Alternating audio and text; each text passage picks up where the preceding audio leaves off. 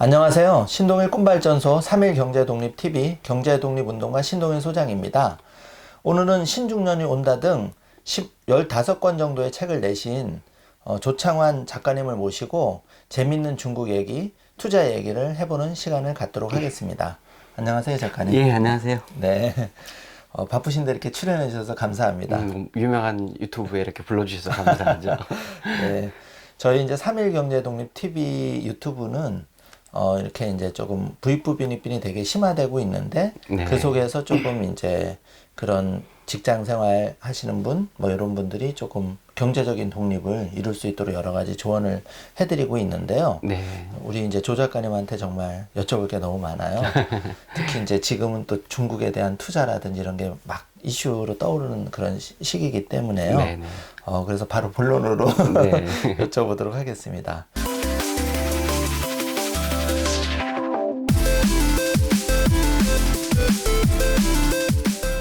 먼저 이제 그 조 작가님 간단한 소개하고 예. 지금 최근의 신간 좀 말씀해 주신다면.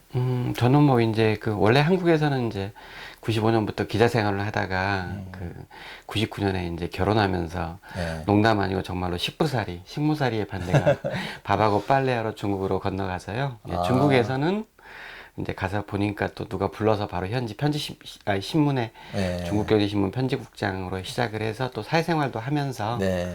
그러다가 이제 계속 또 얼마 지나서는 제가 기존에 알고 있었던 방송사 선배들이 현지 진행을 요청하니까 방송 코디를 좀 하다가 네. 2004년도엔 또 제가 그때까지 여행책을 몇 권 썼거든요. 그래서 여행 전문가들이 갑자기 천진에 있는 저희 집을 찾아왔어요. 예. 그래가지고 그때부터 이제 당신 같은 사람이 여행사를 만들어야 된다. 그래서 그때 다시 또 그 언론 개혁이 아니라 여행 개혁을 위해서 2004년엔 그 알자행사라고 하는 여행사를 또 창업을 했고요. 그리고 그때부터 이제 지금까지 사실 여행사는 유지하고 있습니다. 이제 그래요? 보통 이제 여행사를 또 운영도 했고 그러다가 이제 그때 이제 거기서 여행사와 더불어서 방송 어떤 제작과 코디네이션 또 조직을 또 하나 만들어서 네. 그 두 가지 일이 이제 중심이었죠. 예. 이제 근데 그럴 상황에도 계속 글을 쓰거나 방송을 만들거나 하는 일은 컨텐츠를 제작하는 일을 했었고요. 네. 2008년이 굉장히 저희한테는 좋은 기회였어요. 그냥 베이징 올림픽이 있었잖아요. 네. 근데 이제 그때 좀 개인적인 사정이 생겨서 갑자기 하루아침에 이제 한국에 들어왔습니다. 그래서 이제 그 일이 좀 지나고 나서는 2008년 그 일이 지나고 2010년에 이제 딱 10년 전이네요. 그때 새만금 경제청에 이제 중국 투자치 담당으로 전임 가급이라고 상당히 괜찮은 직급으로 다시 또 들어가서 공무원 생활을 또 시작을 했죠. 그 이제 공무원 하기 전에는 또 한신대에서 외래교수로서도 강의를 좀 했었고요.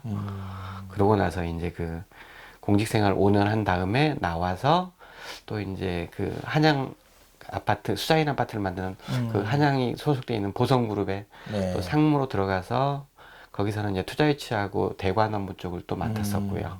대표님이 정말 이렇게 다양한 경력을 쌓으셨는데 사실 3일 경제독립TV에서 이제 대표님 이렇게 인터뷰를 모신 거는 지금 이제 미국 시장 쪽으로 굉장히 투자자들의 관심이나 이게 쏠려 있는데 의외로 한국 사람들이 그 중국을 잘 모르거든요.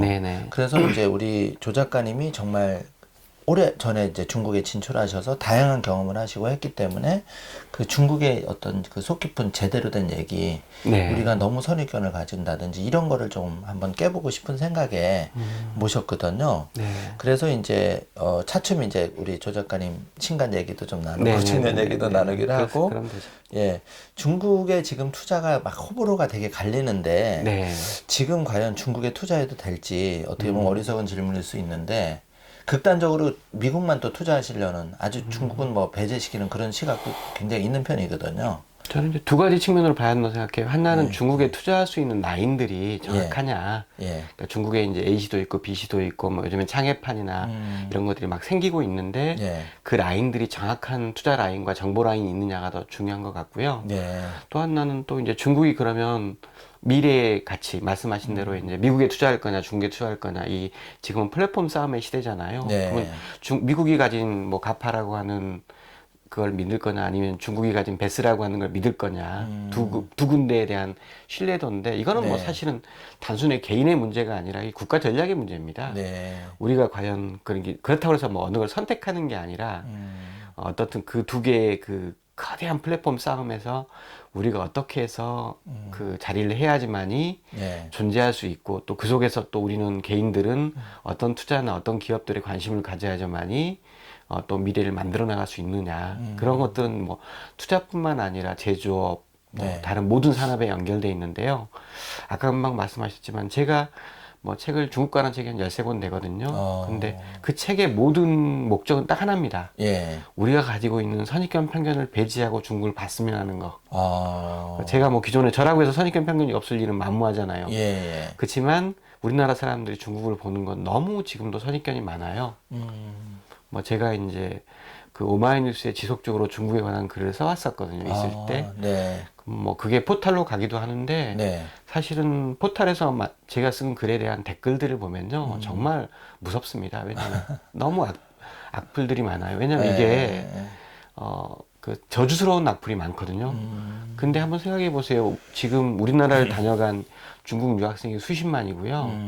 중국 동포들까지 합치면 몇백만, 200~300만이 한글을 압니다. 근데 그 댓글 아래 달려있는 한글을 보면서 중국 사람들이 한국 사람들에서 어떻게 생각하겠습니까? 그런 부분에 대해서 한번 생각해 보시면 이게 다 쌓여 있어요. 그래서 이제 그런 부분들도 우리 투자나 향후 중국 관계에 굉장히 중요한 요소거든요. 이제 그런 것들을 저는 좀 많이 바꿔가고 깨지 않으면 지금 뭐 아무리 테크닉이 좋다고 해서 중국 투자할 수 있는 거 아닙니다. 그래서 이제 그런 그 선입견 편견을 배제하고 중국을 볼 수 있는 눈이 이제 가장 기본이고요. 네. 그다음에 미래 전체 흐름들을 읽어내는 것은 그 다음일 것 같고 또 아까 말씀드린 투자의 방법이나 투자의 어떤 정확한 룰은 또 당연히 또 가장 기본이 되는 거겠죠. 저는 이제 우리 조 작가님 말씀 듣고 보니까 저 자신도 중국에 대한 선입견이 되게 많이 있었던 것 같고 아직도 경험이 많이 부족한데 경험해보지 않고 중국에 또 가보지도 않고 그러면 사실은 중국을 잘 모르고 우리가 과거의 역사라든지 이런 것 때문에 오히려 막 왜곡돼서 이렇게 바라보고 좀 그런 면도 있는 것 같아요. 그래서 중국을 좀 잘 알기 위해서는 어떤 방법으로 좀 접근해야 될지 말씀해 주신다면. 그 한번 역사를 생각해 보세요. 역사라고 하는 게 그 중국의 역사는 그 이민족과 한족의 정권 교류사거든요. 그러면 이제 가장 먼 그 한족 정권이라고 하는 거라고 해봤자 뭐 진나라는 사실은 한족이 아닙니다. 약간 선비족이 가까운 국가 그 나라들이었고 당나라도 마찬가지예요. 이세민이 이제 선비족 계열이거든요. 그러니까 이제 그 전에가 이제 한나라가 있으면 한나라가 약간 한족이 가까운데 한나라가 우리나라를 친 이후에 이 한반도를 공략한 사람들은 전부 다 그 이민족 저희랑 이제 뿌리가 같은 그 거란 말갈 그 여진 몽고족이었어요. 그러니까 사실은 한족하고 좀 무관해요. 지금 중국을 중원을 지배하고 있는. 그 사람들은 우리를 친 적도 별로 없었고요. 그 다음에 실제로 명나라 그 어려운 상황에서 임진왜란 때 구하기 위해서 정유재란하고 같이 파병해서 왔고요. 또 구한 다음에는 이 사람들이 또 그다지 오래 사실 우리나라를 먹으려고 하는 요약도 없어서 바로 또 철군을 했잖아요. 그 다음에 이제 더 가장 근제였던 우리가 지금은 좀 복잡하지만 한국전쟁 때 중공군이 개입했지만 북한은 머물지 않고 걔들은 철수 다 했습니다. 그러니까 중국이 과연 우리가 생각하는 것처럼 막 야만적이고 공격적인 민족이었냐? 저는 그렇게 보지는 않습니다. 우리가 이상한 선입견으로 이제 가장 가까운 중공군에 대한 그 기억들 때문에 그런지 모르겠지만 그 사람도 굉장히 어려운 상황에서 자기들의 옛날에 이제 그 혁명을 같이 했던 동지라고 생각해서 북한을 도운 거 측면이 좀 있거든요. 그래서 그런 거를 그렇게 단순하게 볼 게 아니라 굉장히 복잡다변하게 볼 수밖에 없는 거고, 뭐 그 속에서 우리가 이제 중국인에 대한 인상들도 좀 정리를 좀 제대로 해가야 된다고 생각합니다. 네. 어쨌든 지금은 이제 뭐 제가 지식은 짧지만 한국이 이제 중국하고 무역 규모라든지 그런 걸 봐도 미국에 이제 버금가다고 들었는데 더 이상 이제 중국을 정말 가치가 일정 부분은 할 수밖에 없는 상황이라고 생각을 하거든요. 네네네. 근데 반면에 이제 어쨌든 그 투자자 입장에서는 중국을 잘 모르니까 펀드를 이용해서 뭐 중국을 투자하거나 이랬었는데 과거에 이제 조금 그 투자에 좀 안 좋은 추억도 있고 그러다 보니까 더 이제 조금 조심스럽게 되고 그런 부분도 있는 것 같아요. 네. 그래서 말씀하신 대로 중국을 조금 이제 일단 선입견을 좀 내려놓고 네. 알아가는 좀 노력을 한다면 구체적으로 좀 어떤 방식으로 좀 접근하면 좋을까요? 그러니까 중국 자체가 제가 이제 강의를 할 때 꼭 하는 말이 그게 있습니다. 네. 중국은 14억이에요. 공식으로는 13억이라고 말하지만 네. 14억의 인구를 가진 나라예요. 예. 그 나라가 지금 모두 다 젊은 사람들이 나이가 지나면 뭐라고 하냐면 창업을 하고 싶어 합니다. 베이징 뭐 중간촌이나 심천 화장베이 같은 데서 그 정도의 또 창업 생태계 정도 16,000개 정도의 VC들이 벤처 캐피탈들이 준비되어 있고요. 한 우리나라보다 50배 정도의 그래서 매일 50배 정도 많은 기업들이 창업이 되고 있습니다. 근데 그 기업이 우리나라는 자영업 중심이잖아요. 창업 네. 기업들이. 근데 중국은 IT 기업들이 상당히 많습니다. 그리고 중국의 대기업 뭐 하웨이나 텐센트나 알리바바에 갔던 친구들이 한 5년 되면 나도 새로운 알리바바 만들겠다고 나와서 그런 공간에서 정부 지원하에 관련된 전문가들 뭐 회계 뭐 어떤 기술 그다음에 어떤 관리 마케팅 이런 전문가들이 모여서 또 그런 걸 만듭니다. 그러면서 이제 새로운 유니콘들이 뭐 엄청나게 나오고 이미 유니콘 숫자는 미국을 초월했으니까요. 206개인가 그 정도 되죠. 360개 중에서 206개가 중국 기업이 됐으니까 이제 그런 생태계를 알면 그 나라가 얼마나 많은 어떤 미래 산업들의 가치가 나오고 그렇죠. 그 다음에 이제 한국은 솔직히 말하면 젊은 부모들이 전부 다 공무원 되기를 원하고 의사 되기를 원하는 나라이기 때문에 네. 우리가 어떤 그 향후의 어떤 미래 투자나 가치들을 또 세계를 상대했을 때 이게 굉장히 여러 면으로 봐야 됩니다. 그래서 그 부분도 감안을 해야 되겠죠. 그래서 이제 그런 것들이 향후에 그 중국 투자를 볼 때도 중국에 볼 때도 굉장히 중요한 점이라고 생각합니다. 저도 뭐 현직에 있으면서 제가 조금 생각하는 거는 너무 이렇게 호불호 극단적으로 이건 돼 안 돼 이런 투자 관점 그런 게 아니고 그 슈퍼리치 고객들이 항상 그 얘기를 하거든요. 네네네. 돈은 돈의 길이 있고 물이 흐르듯이 돈이 가는 길이 있는데 그걸 막으면 안 된다. 그런 얘기를 저는 되게 공감을 했는데 네. 그런 의미에서 본다면은 지금 전 세계 자금들이 중국 쪽으로 좀 많이 가는 이유가 있을 거 아닙니까? 뭐 그렇습니다. 실제로 사실 네. 우리나라에서는 한 2년 전에 생각해 보시면 2, 3년 전에 어떤 바람이 불었죠? 베트남 바람. 네, 베트남도 많이. 근데 진출해요. 실제로도 많이 갔습니다. 중국 투자를 다 거두고 네. 베트남 쪽에 동남아 쪽을 향했는데 그 당시에도 사실은 그 세계적인 투자자가들은 대부분 다 한 7, 80을 중국에 하고요.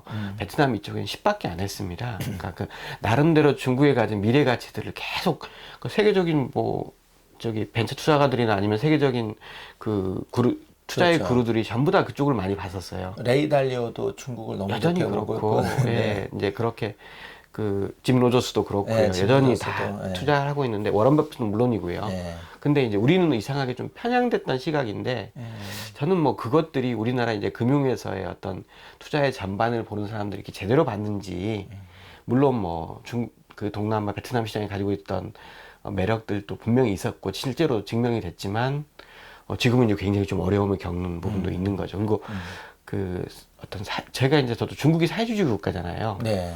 그리고 베트남도 역시 사회주의 국가인데 네. 이 경직도가 좀 다릅니다. 아, 중국은 어떠냐면 1990년에 중국을 갔다 왔던 돌아가신 김각중이란 분이 정경련 부회장도 하셨죠.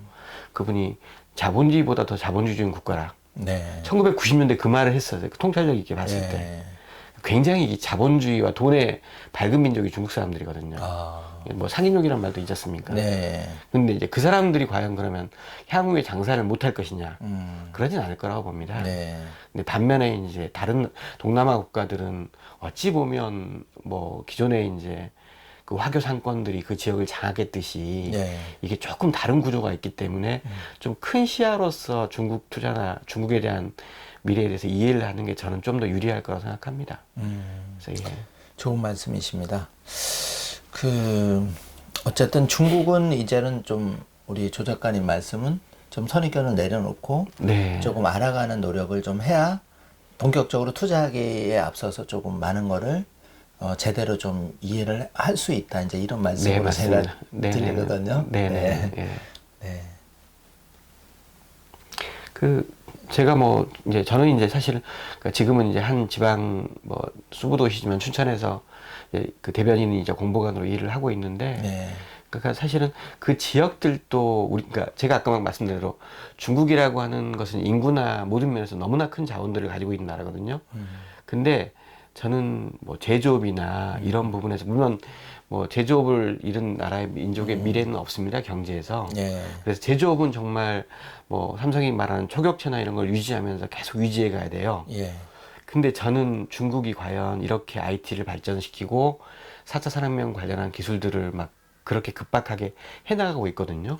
AI든 드론이든 뭐 로봇이든. 예. 근데 그나 저 나라를 상대하는 게 쉬워 보이진 않습니다.